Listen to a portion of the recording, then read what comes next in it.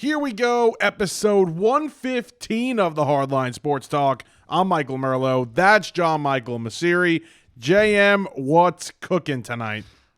Nothing much, man. I should ask what's cooking with you. This is our favorite criminal here, Michael Merlo, who doesn't like to abide by traffic laws. Why don't you tell the people about what happened a little while before?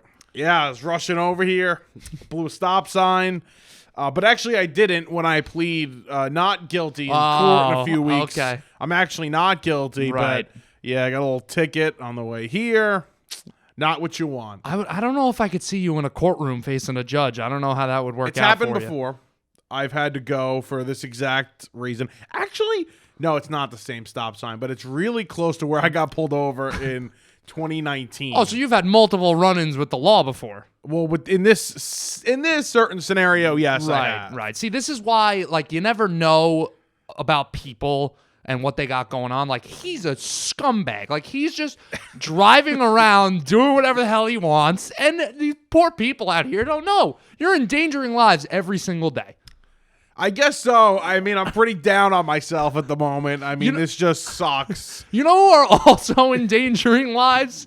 New York football teams are endangering lives. All of our sports teams are, but Yeah. I'm like dead at the moment. You know, Yeah. it's just that's what it is.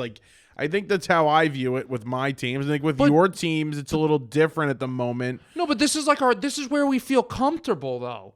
We're used to it. It's being in a depressed state and feeling like crap about your football team. It's where we feel home. Well, with the football teams, yes, I'll agree with that. Oh no, but with the baseball team? Oh, the Mets, yeah, baseball, always on top. The baseball team, for you, this is not a normal feeling. No, I'm more talking about the Jets. The Okay. Yankees, a different story. Right, because the Mets, yeah, I mean, I feel pain for the most part at all times. Yeah.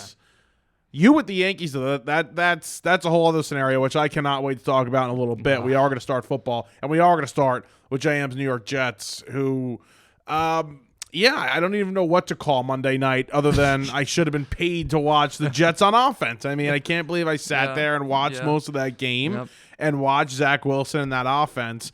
And, Robert Saleh was on the Michael Kay show, and I was really hoping you weren't going to mention this. And JM, I got to say, for the first time ever, I feel bad for your head coach.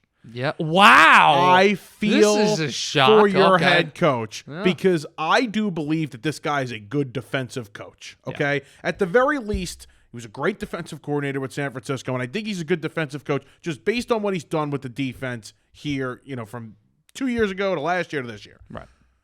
There's no way this guy puts on the tape after every game that Zach Wilson plays and says, yeah, that guy should be my starter. Yeah. I believe he's being told by Joe Douglas that Zach Wilson has to start, and it's forced.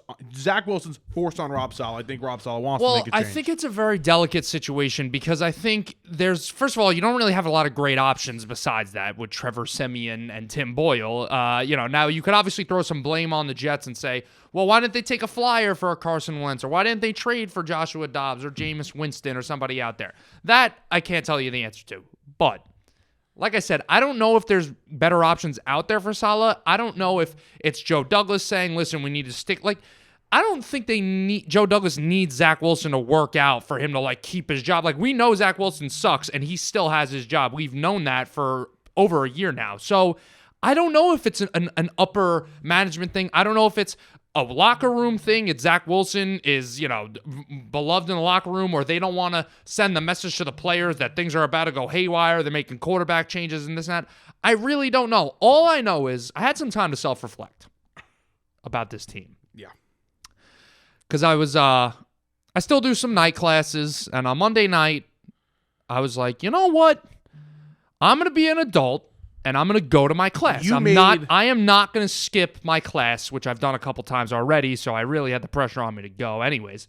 But I'm like, I'm not going to skip the class. I'm going to watch the game in class on my laptop, and then I'll go home and watch the second half. This class goes till about 9:30, right? And I'm sitting there, and I'm like, maybe it was a good thing that I had class tonight because I feel like, the football gods were telling me, listen, bro, go to class. Don't even worry about the game. Just block it out of your mind. But the point I was getting to here is On the drive home from class, the self-reflecting I was doing, or the reflecting on this team, what are we expecting without 8 playing quarterback? And we'll also go on about the Jets with maybe it wasn't just Rodgers being out that's the problem, because I think even if Rodgers was playing, there would be more problems, there would still be problems. But the fact that this team's 4-4 right now seems like a miracle, to be honest with you. Well, I didn't understand, and I tweeted this out. I didn't understand hit my mic there. The confidence. I didn't understand. The thing's waggling. Holy crap. You got that screwed in or something? Mine, you built it because I was incapable of building it. You didn't know how to build it, yeah. Yeah. Mine's sturdy. Yeah, well, you didn't do a good job of mine. Well, you probably lost a part or something. But either way, there was confidence, there was arrogance amongst Jet fans that they were going to go into this game and win because, they had beaten Allen and they had beaten Hurts and, they played well against Mahomes. And I'm looking back offensively because I'm not going to discredit the defense whatsoever. I'm looking back offensively, right? And let's go back to the Bronco game. Let's go back to the Giant game. Yeah. Okay, even the Eagle game. The offense was bad in those games. Mm-hmm. The second half against the Broncos, there was some life from Wilson. It wasn't great. It was basically wasn't running game bad, based. And they hit home runs. Right. They were gifted a touchdown in the Eagle game because the Eagles wanted them to score so they could have more time to get the ball back. Yep. And in the Giant game was a home run play by Breece Hall. Yep. Those are like your last few touchdowns. Yep. I don't understand the confidence. I didn't understand the belief in Zach Wilson and this offense to score some points against the Charger team, who, again, they did not look good offensively. Herbert and the Charger offense looked broken again in that game against the Jets. And, again, give the Jets defense a ton of credit. Right. But I didn't understand it, and that's why I didn't believe this was going to be a playoff team, and I think that was just, shown and proven again on Monday night. Well, I think as time goes on, you start revealing things about football teams. That's why we say in week 1, week 2, and in the early parts of the season, we say, listen, we're not going to give an ultimatum for this football team. It's going to take a long time to figure out this team. That applies to the Jets so well, and I'm sure it's going to keep going on. We're going to start learning more and more about them, and I think we're going to learn more in a negative direction because when you look at their schedule, Saleh, we talked about it a couple weeks ago, he said, a couple of the ball bounces our way, whatever, we could have 5 wins or whatever the hell he said. I think it's the opposite. Let's go over their wins this year. The Giants one was just, does that even have to be talked about? Yeah. It's ridiculous. The fact that they almost lost that game is a joke. The Eagles game, again, like you said, they scored 1 touchdown from Breece Hall. They literally let him go in the end zone. They had 4 forced turnovers that game. They won the turnover battle by 4 and just won the game. Yeah. The Bills game, offense played like crap. You had 3 turnovers from Josh Allen, and you had a punt return touchdown to win the game. Sure, if you want to give them a little break, that was, Rodgers got hurt in the middle of the game, whatever, not even the middle, the beginning of the game. And then the other win, the Broncos. Forced fumble at the end, recovered for a touchdown. There's just too much, you're not going to force 4 turnovers every single game and get a special teams touchdown and a defensive touchdown. The offense needs to score at some point. The offense getting 22% conversions on 3rd down is it's actually on pace for the worst in NFL history. Yeah. That's why I'm thinking as the weeks go on, this Jets team could quite possibly win 2 or 3 more games. I'm there right now. I would be there too, especially offensively, if you don't make a change at quarterback. And again, Saleh said it. It's not all on the quarterback. I understand that. I would agree with him. I know you want to talk about that. The receivers have not been playing well. The offensive line hasn't been bad the past couple of weeks. When you look at some numbers, it hasn't been that bad. There were a lot of sacks. Pretty bad. There were a lot of sacks in that game against the Chargers, but I was reading some stat that he had about average time to throw, 3.7 seconds to throw. That was about average last week in the NFL. So I think you have a quarterback problem. I don't know if you have an offensive coordinator problem because, again, I think the offense was drawn up for a Hall of Fame quarterback, and you've got I went through with a friend, 66 quarterbacks I would take take over Zach Wilson at the moment, whether they're on a practice squad, whether they're free agents, that seems or a little strong. it's 66 that's quarterbacks. That's a little dramatic. But You want to go through it? No, I mean, sure, if you want to spend 15 minutes on it. Would you take a Kyle Allen over Zach Wilson? No. Jesus Christ. Kyle Allen, really? I would take Kyle Allen over him. See, now I don't even remember what the hell I was going to say. What did you just brought? Oh, okay. The receivers. I was going to talk about Hackett. Like, yes, the offense is designed for Aaron Rodgers, but if you're an offensive coordinator in the NFL and a guy who's been a head coach before, you got to be able to not just rely on the best quarterback of all time to have a competent offense. I mean, I understand there's not much to do here. There's not much to do with. Like, you look at the offense, the offensive line, you lost your best lineman. Nobody's really playing that great on the line. Your quarterback isn't great by any means. And your receivers outside of Garrett Wilson really can't generate any separation. But 22% conversions on third down, having awful red zone efficiency, just not even being able to score. They've 8 offensive touchdowns this year. Like, that falls on the offensive coordinator a little bit. I don't think Hackett is the number one problem here. I feel like it's just a blend of everything, and you get kind of like a shit sandwich out of it. Yeah. But the one thing that I disagree with about this whole offensive problems for the Jets, which I obviously agree there are problems, and I don't think they're going away. What are you going to do? You really, do you think Trevor Siemian is going to come in and save the day? No, but I think these easy throws that Zach Wilson's missing, I think, getting when Garrett Wilson's streaking across the middle and he's wide open and he makes the catch and he's possibly breaking it for a touchdown, I think those throws could be made by a veteran backup quarterback. I do.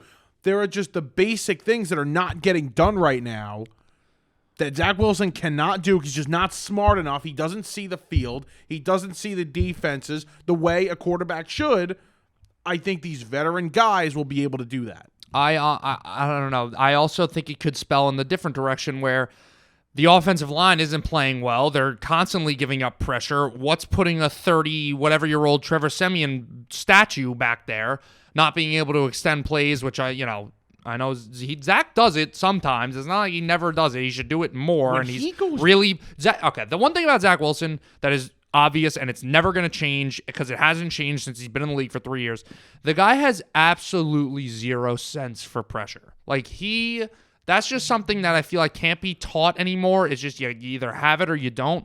We see some guys be fantastic. Patrick Mahomes, everybody wants to talk about the crazy arm talent he has, but I think one of, if not the best part of his game is knowing where pressure is coming from every angle and being able to find those holes and run for first down. Why do you think he's always running for first downs on 3rd and 15? Mahomes. Oh, yeah. That's what makes him so great. Not to glaze him. I can't freaking stand the glazing that Chris Collinsworth does every Sunday.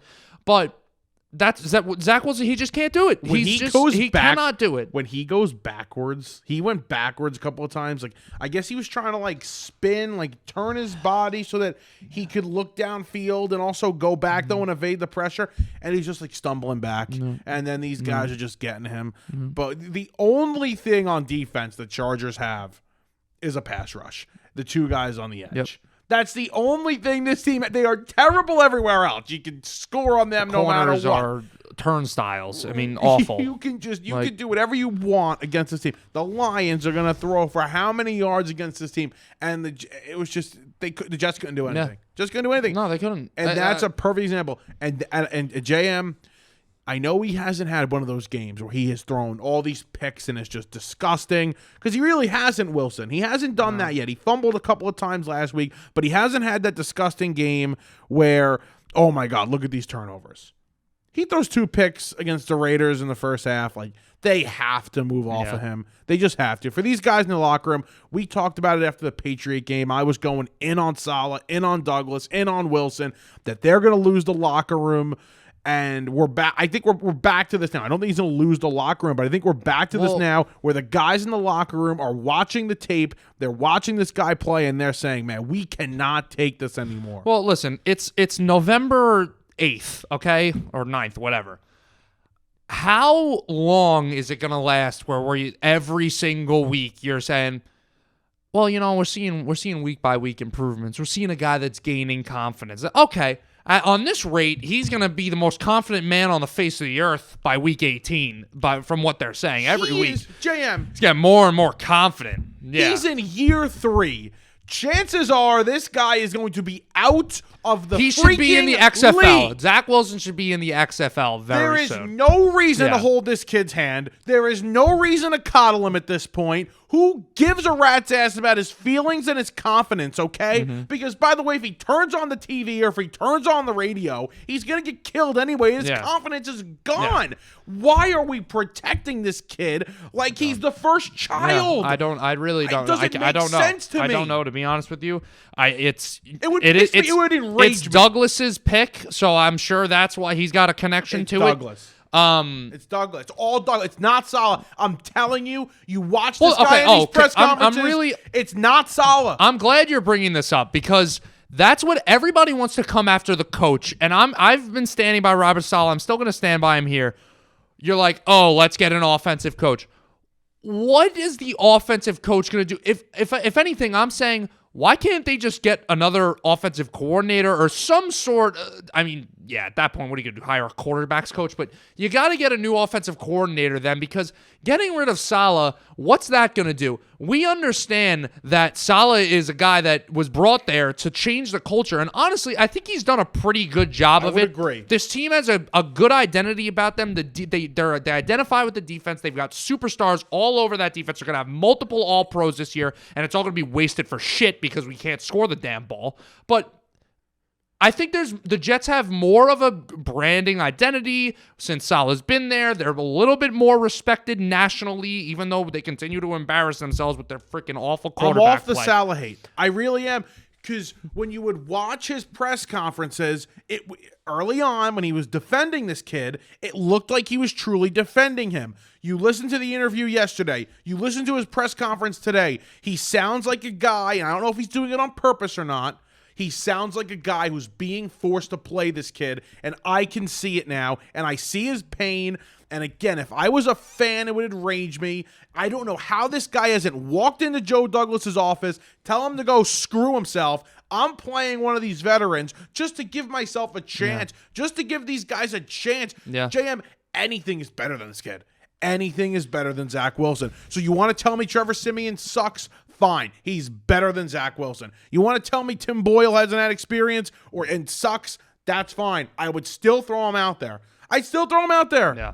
Let me see what I have. Well, I think you know enough of, do they feel confident in Zach Wilson? They got Aaron Rodgers. They wanted Derek Carr. They're reaching out to free agent quarterbacks this offseason. Like, obviously, they don't think the guy's good at football. If they did, they would have stuck with him as the starter this year. Because it's not like Rodgers just came out one day and said, I want to be traded to the New York Jets. They were already exploring other options this offseason because they know the defense they have. They know they have the offensive and defensive rookie of the year. They know they have the guy who should have won the offensive rookie year if he didn't tear his ACL last year. They know about all the young offensive talent that they have and the weapons they have outside of freaking Garrett Wilson and Breece Hall. I don't know about those weapons. Alan Lazard should be working at Kmart. But this is like, Zach Wilson sucks. The offensive staff believes it. The coach believes it.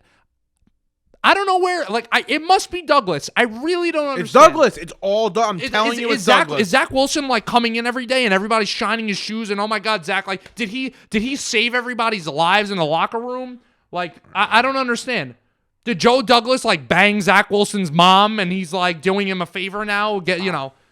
What is it? I really don't. It's so freaking frustrating. I don't know what it is. Honestly, the beginning of this, you guys could tell from my attitude right now, you kind of convinced me. I'm kind of done with the kid. Start Trevor Siemian. Do something. Because when you put 8 guys in the box, it's ridiculous. You can't block. I don't care if you put 10 linemen on the freaking line. You put Jeremy Ruckert in, you put the blocking tight ends in. They're not getting any holes through the offensive line. Breece Hall has nowhere to go. They can't run outside the tackles. They can't run inside the tackles. They can't run screen passes. They can't do anything because they're putting 10 people in the box and they're saying, Zach Wilson, beat us downfield. And Zach Wilson says, oh shit, my first read isn't there. What do I do now? Oh, let me run 10 yards backwards, get sacked, throw it away, do whatever, I just can't throw a pick. He's gotten so good at not throwing picks, but guess what? We can't move the ball downfield. We're converting third downs 1/5 of the time. Greg Zuerlein's going to be a first-team All-Pro because he's going to kick 5 field goals a game like he's been doing already. It's ridiculous. Yeah, it's crazy. Connor Hughes of SMY asked a good question today. He said, in the last couple of years, why is every single quarterback that has played for the Jets that is not named Zach Wilson come in and had success? Flacco threw the ball well and scored points, had a ton of yards. Obviously, we know the Mike White story. Yep. It was organizational malpractice to not, A, improve the offensive line more, and B, not get a backup quarterback behind your 40-year-old quarterback. To not have a legitimate backup, and Michael Kay and Connor Hughes said it, the first line of defense was this kid. You did it to yourselves. That right there, all the good that Douglas has done. Everything good that Douglas has done. Built this defense. Drafted the 2 offensive rookie of the years. All the guys on defense. Hire Saleh. All of the good can be thrown out the window 100%. because of what he has done with this quarterback room. That is it. That is final. Okay. You could fire him based on that, and that is good enough. Last thing before we move on. I don't know if you saw this tweet. I'm sure a lot of people have seen this tweet. I mean, I feel your pain. I Jets, feel your pain with this. This is the Jets team offensive ranks the last 13 seasons, starting in 2011. 25th, 30th, 25th, 22nd, 10th, 2015 with Ryan Fitzpatrick, 26th, 28th, 29th, 32nd, 32nd, 26th, 25th, 31st. I mean, it's just... It's not enjoyable. It's crazy. Of course it's not enjoyable. You can't watch football. Like, I'm not kidding. Every time we get the ball, I'm like, I don't want the... I get more excited to watch the defense. That's not the way it's supposed to work. Yeah, I felt like that for a couple of times this year when the Giant defense was playing great. You're 100% right. I don't know if you ever heard the sound on TikTok. It's that it's on a YouTube video too. It's that Browns fan going, it doesn't even look like you're playing the same sport. And for our teams, the last decade, outside of a couple of outliner years, the Giants had 2, and even they were bad on offense in 16. And then last year, where they weren't the greatest offense, but at least they were able to move the ball. Right. We haven't seen good offense of the Jets, obviously, in 15. Nope. We have not seen good offense in this town in a very long time, and it's disgusting. It's truly disgusting. Really, and how you haven't figured it out, how the Jets haven't figured out a quarterback in their basically franchise's existence, and the Giants haven't figured out an offensive line in 15 years. It's a joke. It's an absolute joke. Enough there. Quick Giants before we get to the big time teams. Obviously Jones ACL, he's done for the year. It's sad. It is a little sad. I don't understand you sent this guy sent a tribute video. You know what? The guy got paid, right? He got paid a lot of money. He's going to be paid a lot of money. His family's going to be set for the rest of their lives. Okay? I do feel for him a little bit. Just the way he went out. How quick it's going to be because they're going to draft a quarterback, hopefully with the first or second overall pick. But it does suck. For him as an athlete, just looking at it from an athlete's perspective, it does suck. And again, the guy will have a job. I mean, the guy would be a high-end backup. He's a low-end starter in the league at this point. He'll have a job. He's not going to be out of the league like Wilson. No. But it is a little sad the way it's ended. I will say that. No, of course it's sad. I was making fun of it because I'm seeing on TikTok and stuff, Giants fan making these tributes. Yeah. And that's a little I don't want to read too far into it with the comments because at the end of the day, these could just be 8-year-olds commenting, but everybody's like, we failed him. We let you down, Daniel. We're so sorry. Talking about the organization. It's bruh. I will say. The guy had, listen. Did the Giants put him in perfect situations? No.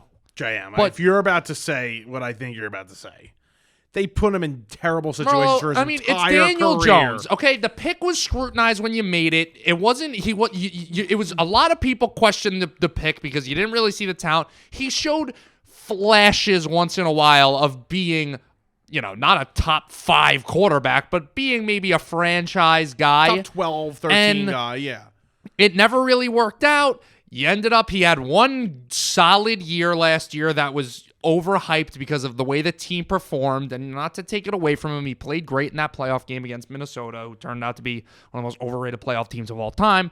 But then you gave him his bag. He got a ton of money, and then obviously things weren't working out this year. He was playing like crap. The situation was crap. The offense around him sucked.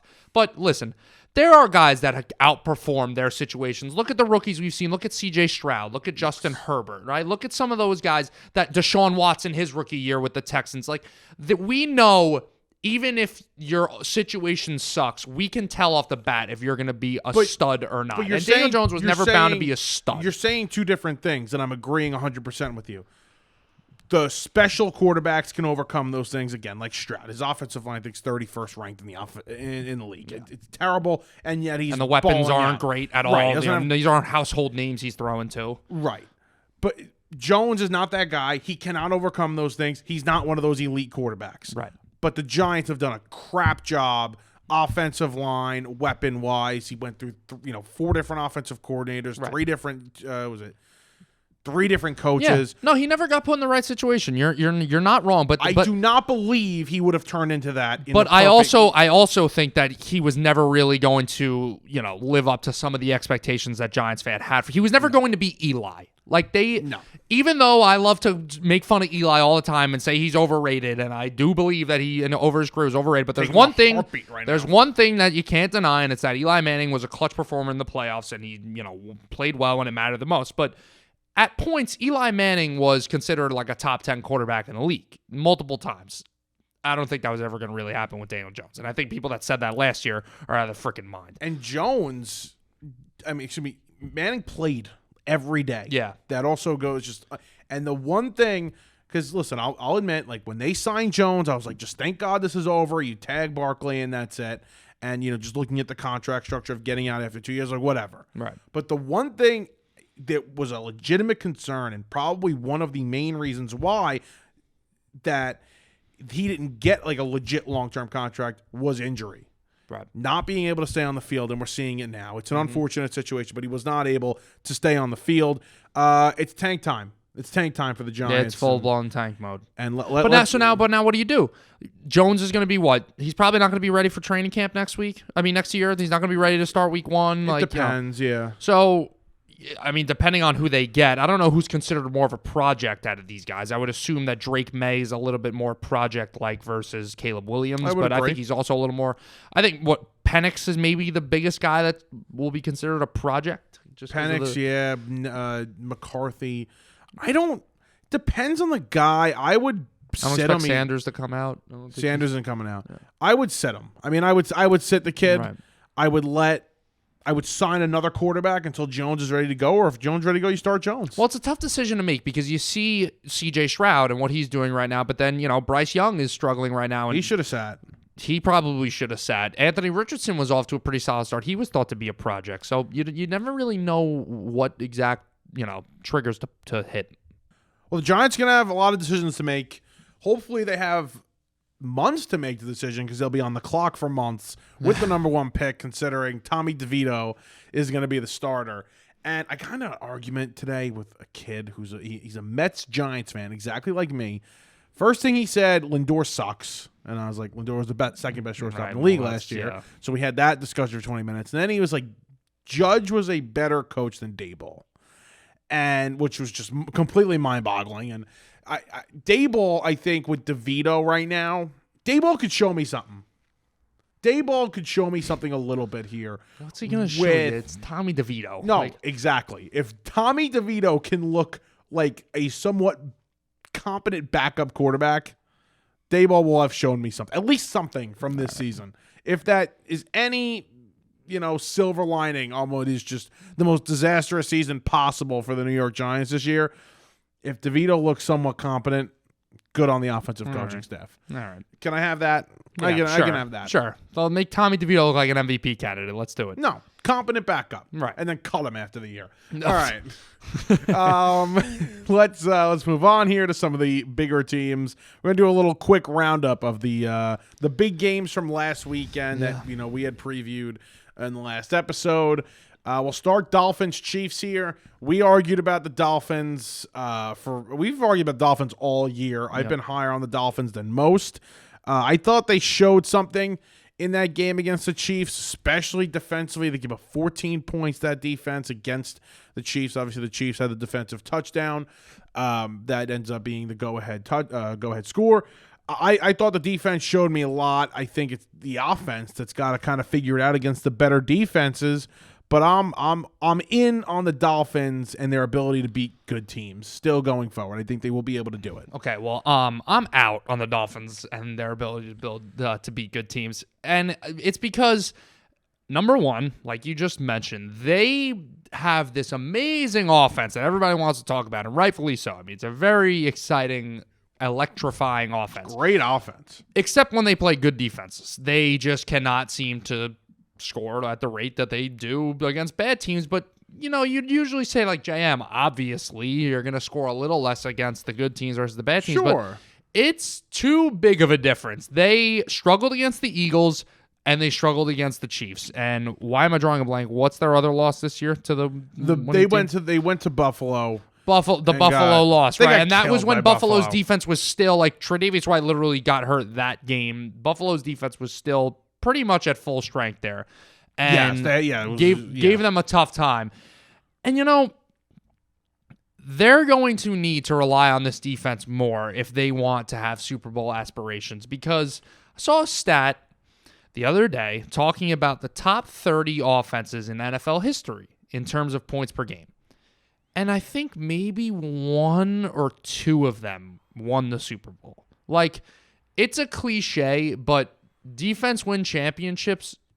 Unfortunately it's true. Like, even if it is a cliche, it's not offense wins championships, because at the end of the day, if you have a mediocre defense, which is what I believe the Dolphins do, and I know you disagree because you like to talk about the pass rush, and I mean, I get it. The pass rush is good. It's not great. It's a good defense. I really don't think it's a good enough defense to beat something. Like, if they're going head-to-head against the Ravens, they're going to lose. If they're going head-to-head against the Bengals, they're going to lose. The Chiefs, they're going to lose. I still think they're going to lose to the Bills. But you just named the three best teams in the conference. That's what I'm talking about. You're talking about, can they beat good teams? We're anointing them as a top 10, top 5 team in the NFL week after week. You should have Super Bowl aspirations if you're getting that sort of respect. And if you're going to have Super Bowl aspirations, you need to beat teams. The top team in your division, they couldn't do that. You need to beat some of the top teams in the AFC. They haven't been able to do that. So I think that they're probably the 5th best team in the AFC at most right now. That's really what I see them as. I see the Chiefs are better. I see the Bengals are better. I see the Ravens are better. And I'd maybe have to decide between the Jaguars or the Bills to see if they're better than the Dolphins. See, I think right now, if they played the Bills, because again, we've spoken so much about the Bills, they're so decimated on defense. They're not the same team. I thought they fought really, really hard against the Bengals. They just fall short in the end. I still would. That's a tough choice. Like, I want to say they're better than the Bills. At the moment, I want to say they're better than the Bills.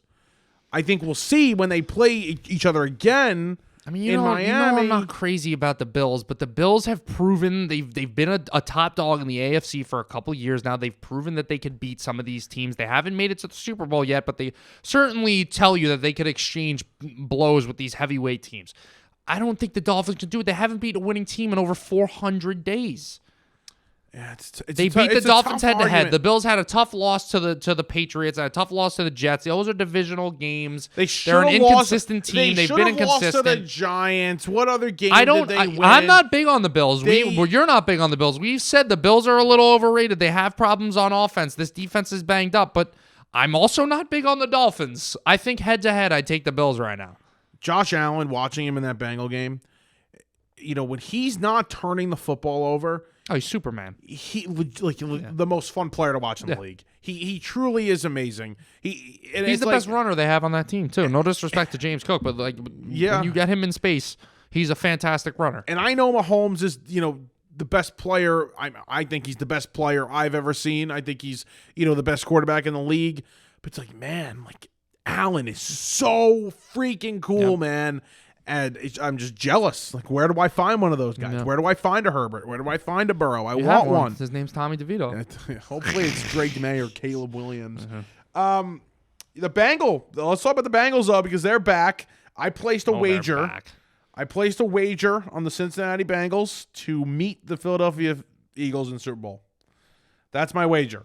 That was my Super Bowl last year, and it was so close. Yeah, I think that's what it's going to be this year. I think the Bengals are finally hitting their stride. We've talked about it at length.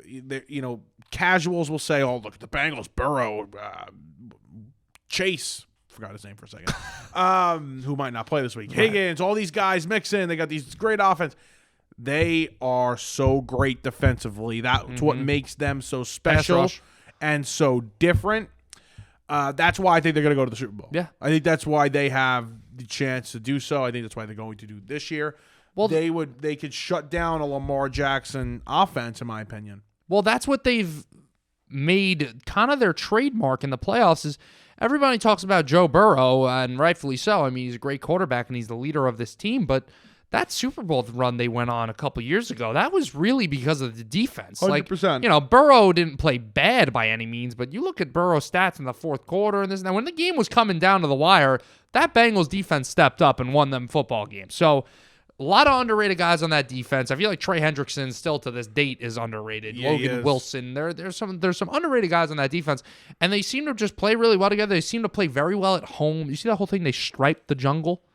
I didn't. Oh, yeah. They I had sections of fans wear black and orange, and it actually looked really cool. But my eyes noticed it. Nobody had to tell me that. I noticed it. Yeah, good work. Yeah. Where did my ticket go? Is it in the bag? Oh, yeah, maybe you ripped it up. I almost did. I almost ripped it. Yeah. I think it's in the bag. Sorry, off that'd topic. be good. That'd be good if you ripped it up.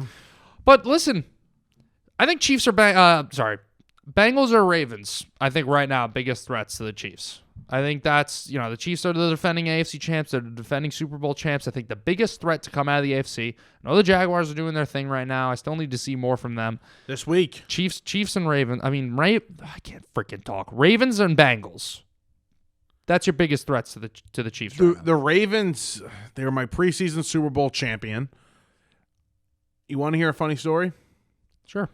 Do you remember when the Ravens lost to the Steelers in that just awful, disgusting game? The receivers dropped every ball possible. Yep. So when you watch a game and you watch it live and you have money on the game, just the Ravens to win the game, right? And they lose that game for you, and you're so emotional, and you haven't been able to watch and look at analysis.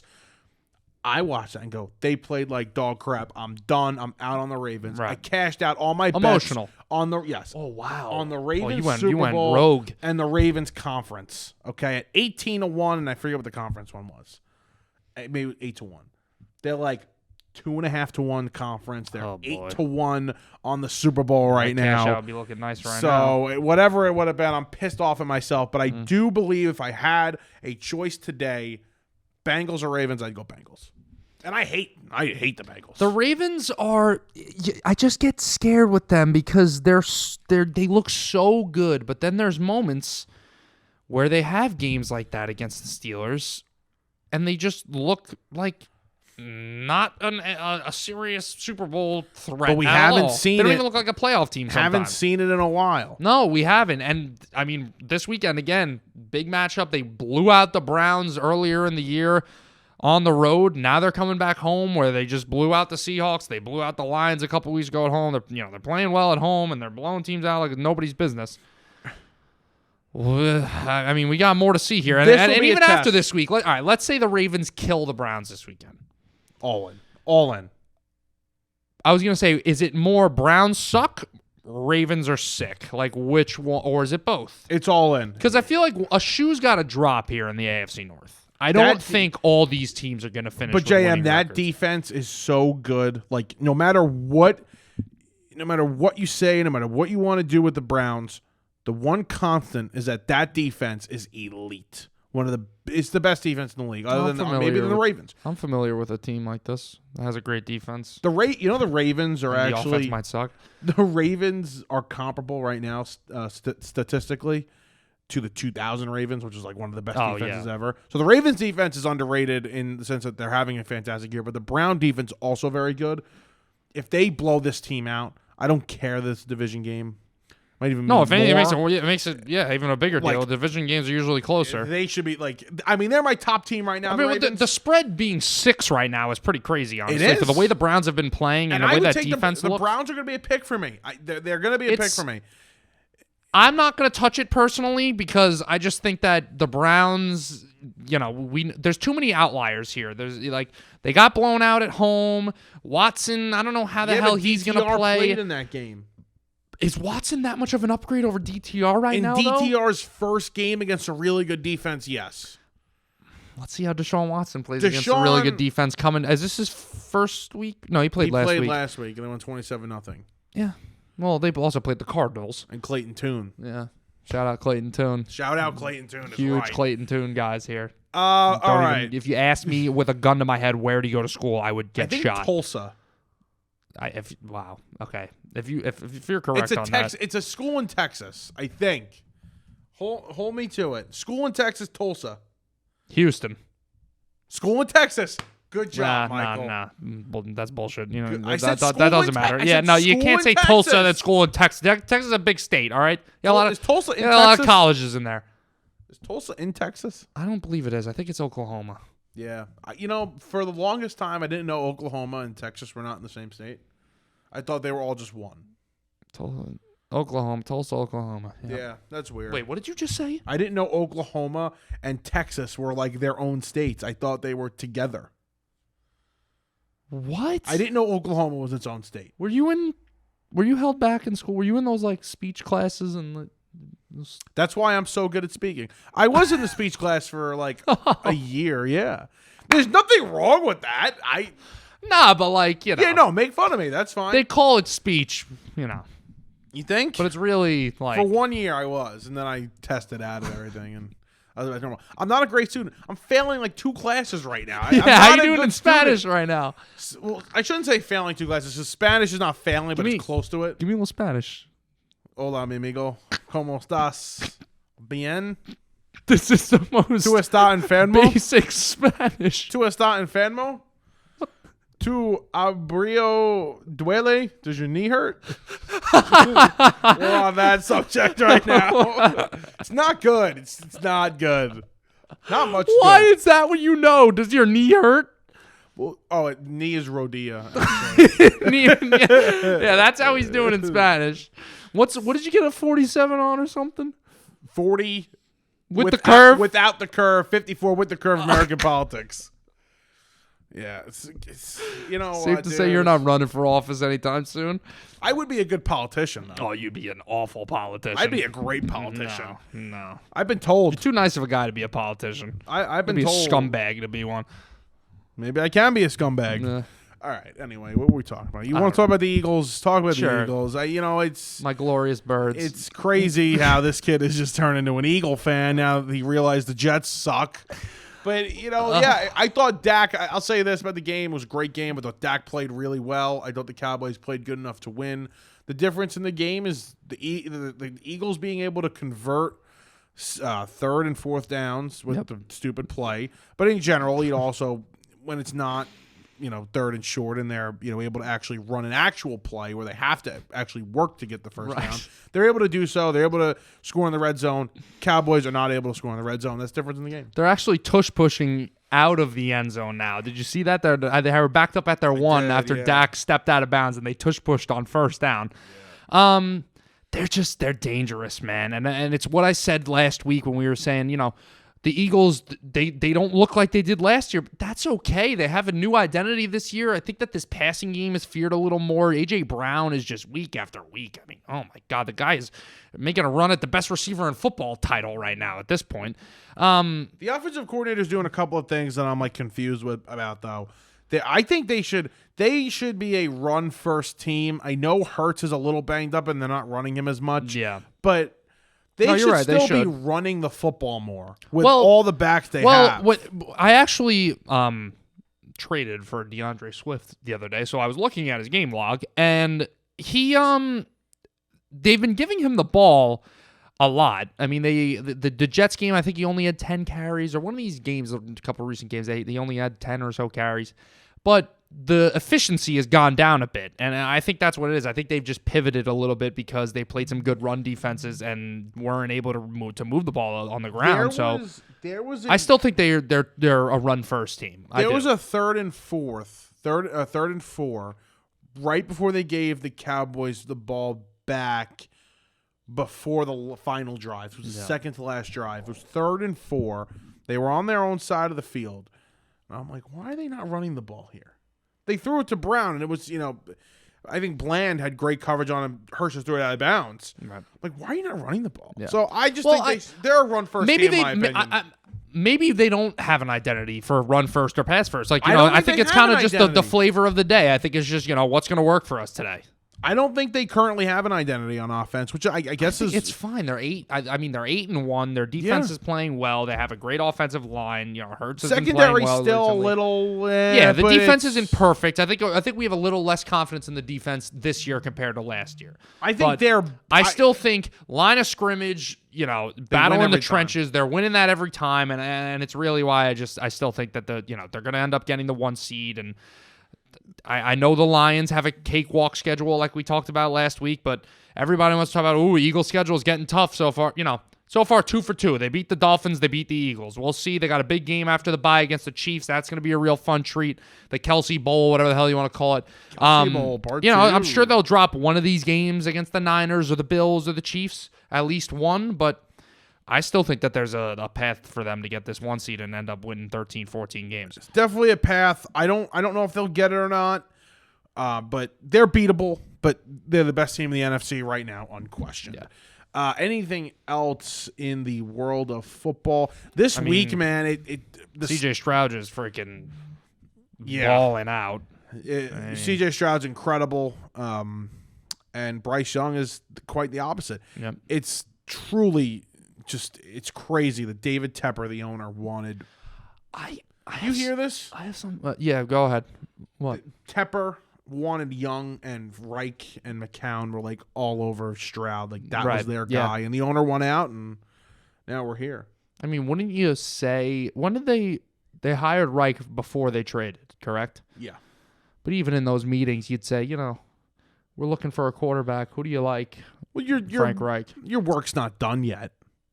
I mean, your work is not done on who you're scouting, who you're really going to be picking. I really do think that this height thing is going to be a problem for Bryce Young.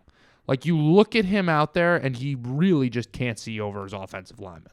I think we're rushing too much. I think it's a problem. I think we're rushing too much to a conclusion. We want answers so fast. We're not going to get them. And with this team who doesn't have a first-round pick next year, we don't have to worry about that. They are stuck with him. They're going to try and make this work. Well, kind of what I'll flip sides here and support what you just said is, we do jump the gun a little too much on rookie quarterbacks. You look, and not every guy takes the same path. Joe Burrow looked like crap his rookie year, ends up second year being an MVP candidate.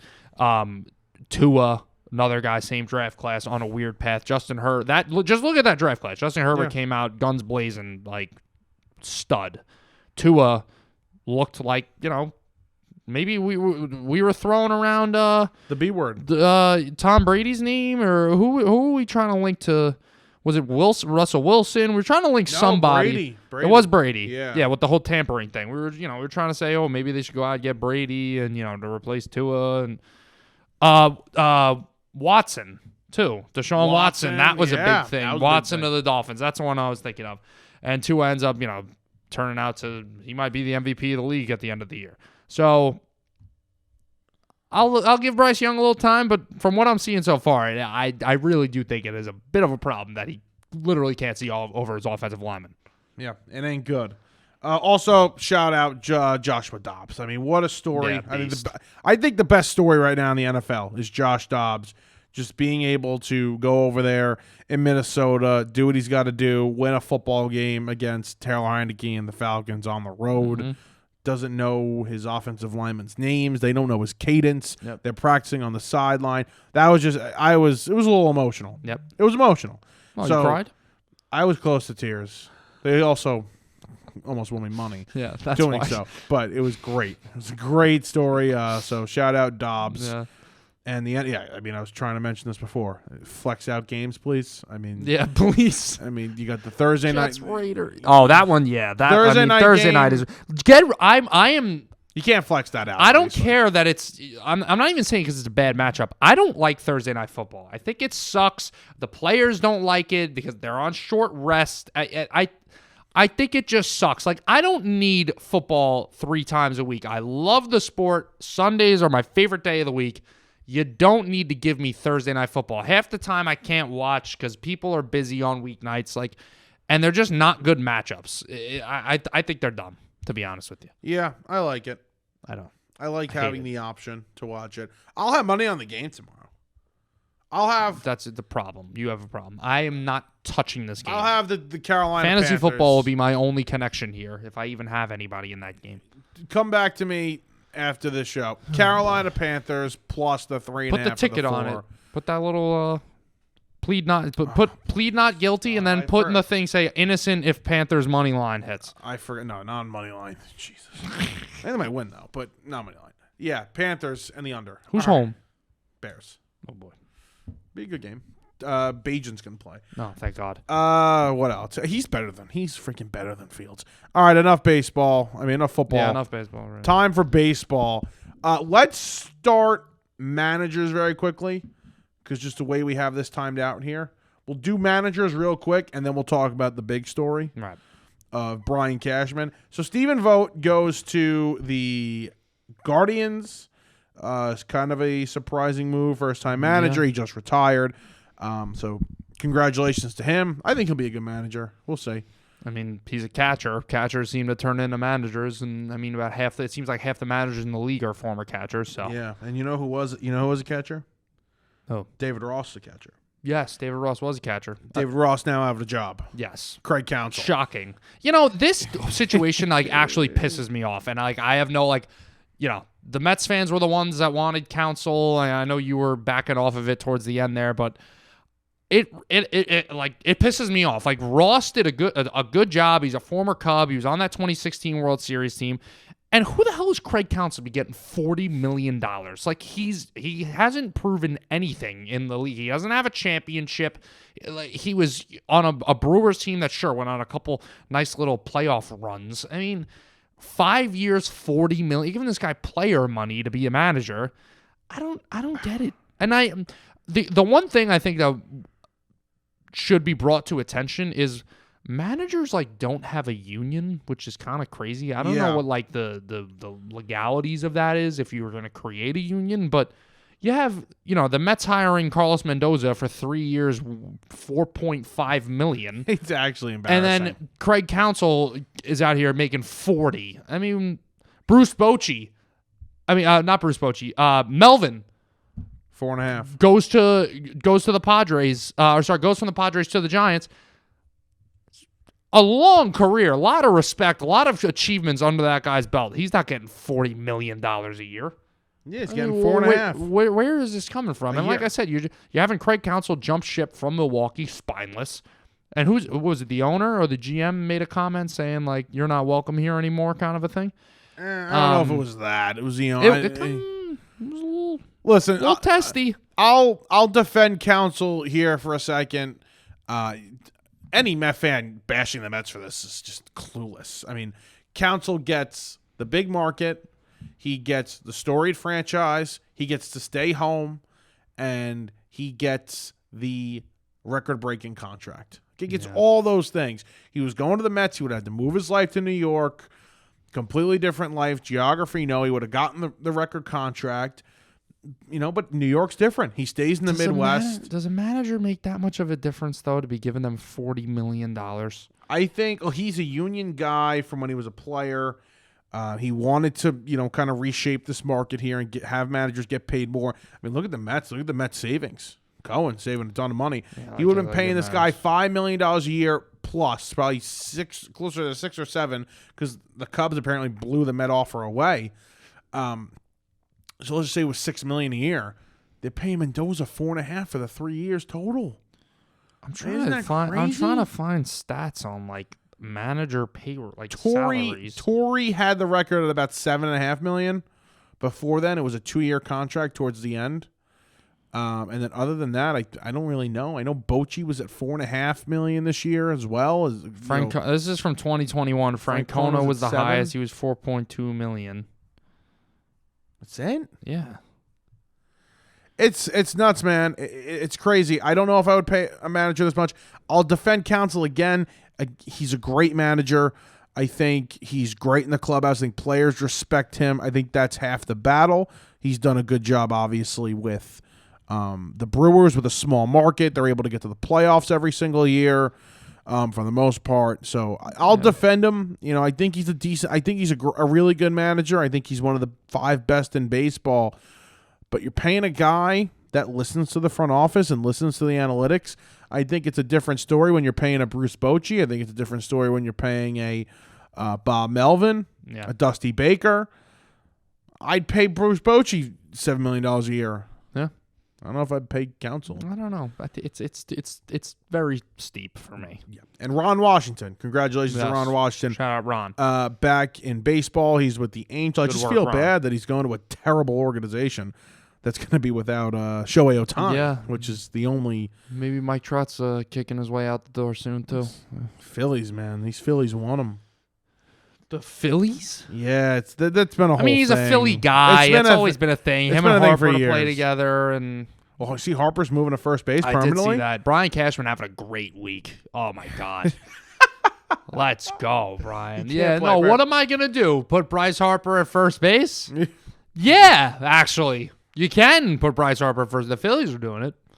Good job. It would be like the most Yankee move ever. We're gonna get into some of the Yankee moves that I'm gonna predict that are going to happen. But what? Rhys Hoskins, Yankee. Mm-hmm. I want him on the Mets. I want Hoskins on the Mets. Well, because he kills you, and you just don't want him to play your team anymore. Not that. I think he's a power hitter they can use at DH or some crap like that. But just the Yankees going to get another right-handed bat. That's what the Yankees need. But let's get into it here with the Yankees.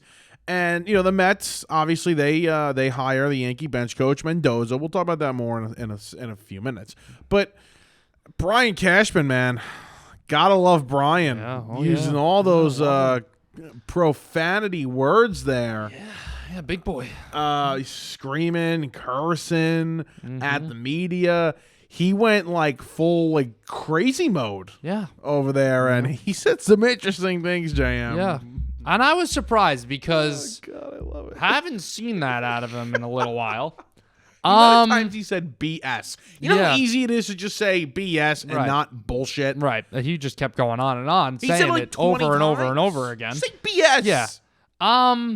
Also, very, very, very douchey look with those sunglasses on and that whole thing. I mean, Jesus, just take the sunglasses off. Nice pink shirt. But, if anyone hasn't seen the video yet, it's about a 20-minute video of, I don't even know where he was. Do you know? The GM meetings. Okay, well, I'm a casual. What are you doing? What are you doing? I know the winter meetings exist, but I wasn't aware of the. It's a big deal. Okay, the Jets stressed me out this week. Give me a break. Jesus. But anyways, figure it out. I did watch the full 20-minute video, and oh boy, was there a lot of good stuff in there. So first off, all right, this dude has done an awful job in the past couple of years of building this team. And I have always been a Brian Cashman truther, and rightfully so. He did a fantastic job, in the 2009 season, and then with transforming this team in 2017 after that 2016 retool, rebuild, whatever you want to call it, flipping that team the year of Judge's rookie year and just winning 90 games, going to the ALCS, going to 7 games with the Astros. Things were great. He was getting, Aaron Hicks was doing great on a cheap trade for him. Didi was a diamond in the rough. The trading Aroldis Chapman and then getting him back and getting Gleyber Torres in that deal. Just great stuff out of Brian. Sure. But unfortunately, that was 6 years ago. Okay, and since about 2019, things have really gone downhill for this team. And Brian Cashman came out, and he had some good points. He had some solid points about some things that didn't work out and maybe some unlucky injury luck. Sure. But Brian Cashman also made a lot of, I'll use in his words, bullshit excuses. And I'm just sick and tired of it, and the fan base is sick and tired of it. Yeah, I would too.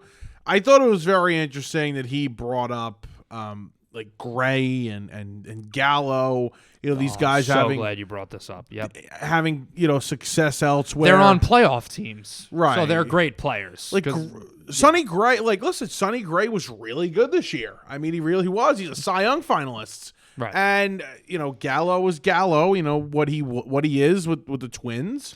Well, that's what when I was saying he made some solid points. That's one of the points I actually understood when he was saying, like, a guy like Sonny Gray, he just couldn't pitch in New York. Like, I don't know if it was the fact that it's New York. I don't know if he doesn't like wearing pinstripes. Like, I don't know what the guy's problem was. There's no way for There's Cashman no way to tell. There's no, you can't interview these guys and be like, hey, so what do you think about playing in New York? You can't put them in a polygraph test or put them in a freaking time machine and see what they're going to do. Like, you don't know. So that, I'll give them the benefit of the doubt. These guys that underperform when they come over to New York.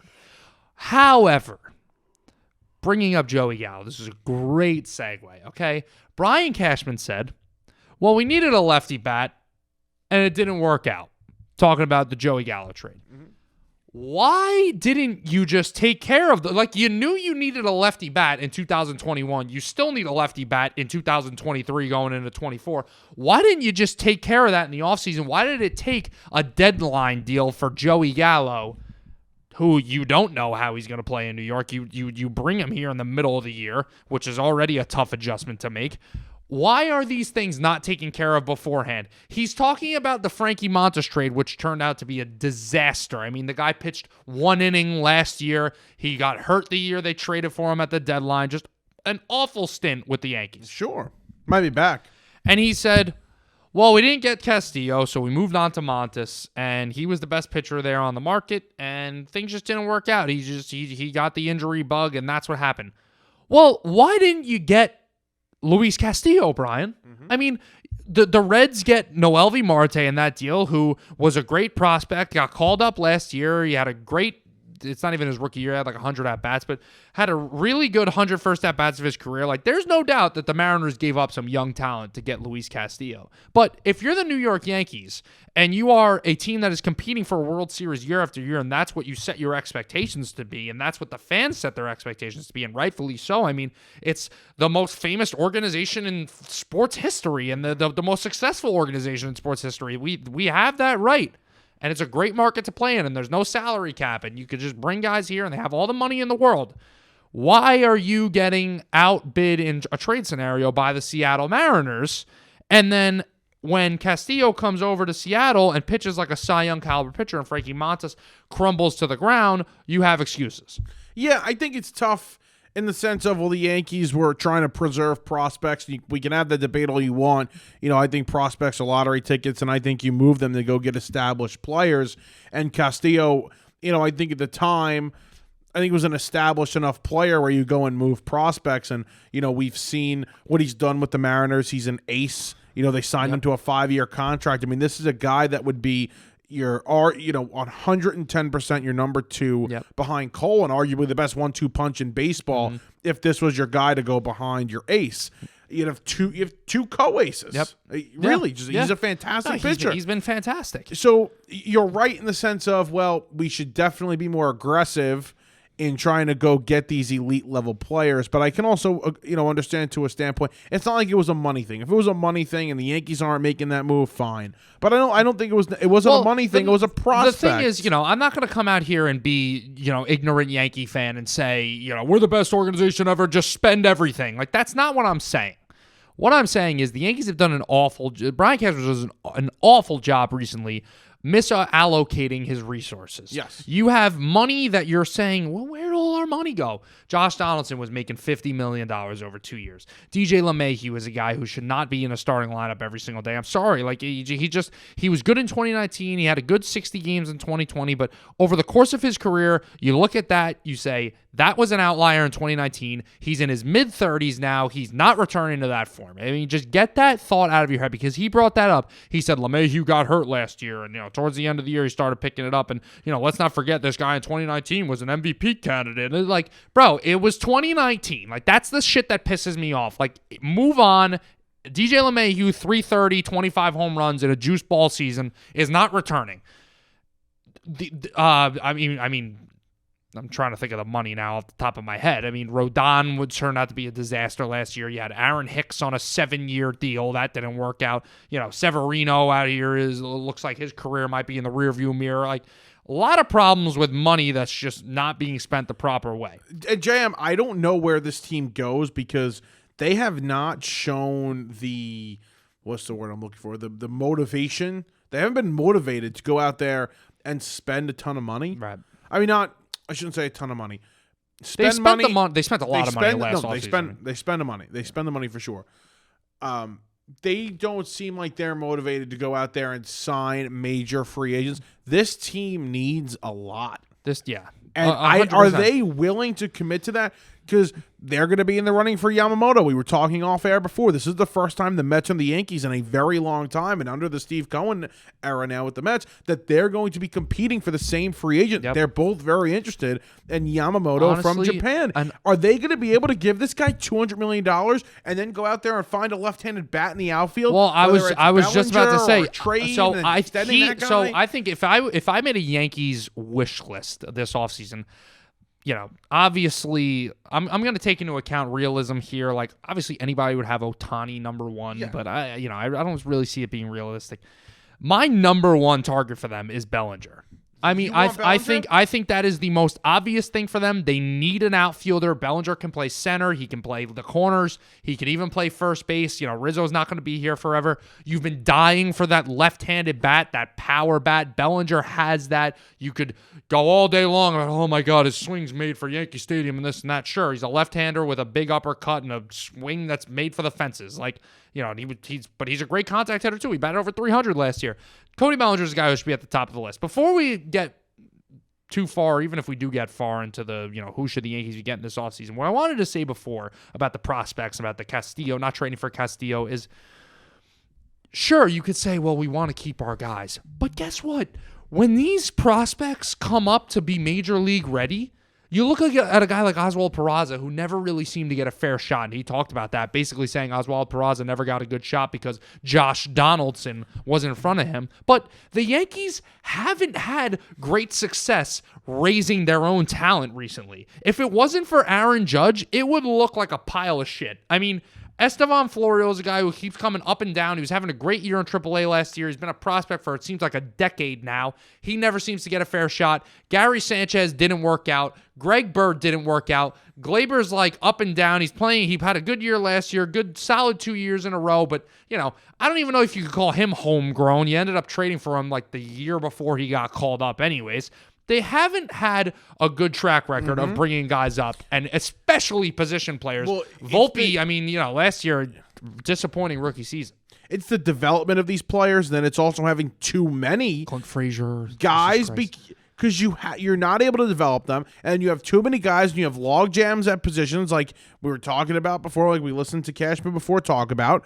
It's a problem. You have to trade some of these guys off. You develop a farm system, not only to bring young talent up and have them for the cheap for a little bit, but you want these guys so that you can go trade for major league ready talent for legitimate established players. You know who the Yankees like center field get is this offseason, right? It's so obvious. Writing's on the wall. I'll give you a hint, all right? Just okay, think like Brian Cashman right now. Okay, you know how his brain works. You know how stubborn he is. Center field. Okay, lefty center fielder. Good defense. Oh, I saw this. Kiermaier. Yeah, Kevin Kiermaier is the most typical Yankee signing here. Yeah, of saying, well, we got a left-handed bat, we got our center fielder, great defender. He'll give you 10 home runs. Does Bellinger scare you?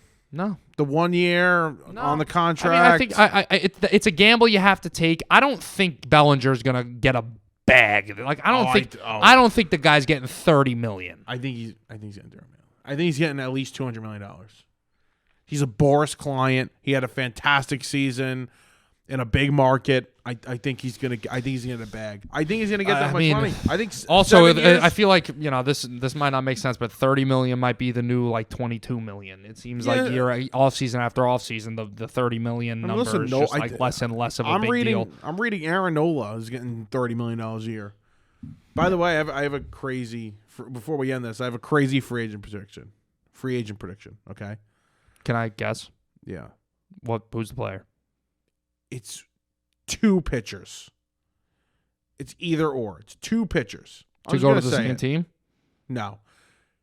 The Red Sox will miss out on Yamamoto, okay? And they will go heavy into Blake Snell and Jordan Montgomery. And they will overpay the crap out of one of them. I don't know who it's going to be because I think the Phillies are going to end up signing Gray or Snell. Right. It's a nice pitcher market. It is. I believe the Red Sox overpay for Montgomery. How about this for Blake Snell? I found this out the other day. So he's probably going to be the Cy Young. He's a correct? Cy Young. A lot of things for Blake Snell to like make notable here is he's going to have the Cy Young in 2 different leagues. That's a short list of guys. Very short list. The point at like Blake Snell, he's had a solid career, but for him to be like putting up these numbers is kind of wild to have 2 Cy Youngs in 2 different leagues. Hey James, do you know? Wait, hold real quick. Okay. Do you know that Blake Snell has less, pending that he gets the Cy Young, he has less All-Star appearances in his career than Cy Youngs. That's crazy. 1 All-Star and 2 Cy Youngs. Right now, JM, the biggest no-no for me in free agency is signing Blake Snell. The guy has 2 seasons where he pitched over 128 innings in his career. 129 innings in his career. Of course, his best season of his career second best season of his career comes in a contract year. I would heavily advise against signing this guy. I think the Phillies, MLB GMs, listen up. I think the Phillies are going to sign him. I think the Red Sox are going to go after him hard. The Red Sox will overpay for a pitcher. I think the Phillies Red Sox doing though. Like where are we going? Well, Craig Breslow is going to save the day. Oh, thank God. But yeah, I would not go after Snell. I just would not. Right. That's typical too. New GM wants to make a notable move. They're going to get him. I'm telling you, they're going to get one of these guys. But yeah, I mean, this free agency is exciting. Obviously, Ohtani, the big headliner. Yamamoto is the second biggest headliner. We'll see where they go. Yeah. And that's going to do it. Obviously, MLB free agency, the MLB offseason. Hopefully, we see these flurry of moves like we saw early on the GM meetings. Hopefully, it's an exciting offseason. Our 2 favorite teams. They're going to be busy, and we're definitely going to be talking about it because I think MLB offseason, even though it's long, it's nice to talk about. Yeah, no, it is because it's so much realistic. With there is, and there's a lot of trades that it's going to happen too. Couple shout outs. Shout out college basketball starting. Yes, go Johnnies. Hofstra Pride big win the other day. Johnny's going to go crazy. Shout out Rick Pitino, come save us. And the obvious, I mean, wearing. Oh, it's this sleeve. The obvious. Shout out my boy. Nobody noticed. Shout out my boy, Ryan Blaney, number 12, winning the NASCAR Cup Series championship. Huge deal. Was touring NYC the past couple days. He was on Regis and Kelly and whatever the other guy's name is. Not Regis anymore. His wife. Oh, really? Her husband. Yeah. Big shout out to Ryan. Drove the wheels off. Did a great job. Yeah. NASCAR on top. Congrats. Daytona in 3 months. Big time. Congratulations. All right, it's going to do it. Look out for the gambling show later in the weekend. And, enjoy Things are getting ugly. Things are getting ugly in the gambling standings. Yeah. Just saying. Might have to already start planning the punishment for Mike. I'm going undefeated this week. Right. Okay. I'm going undefeated. Talk to you next week.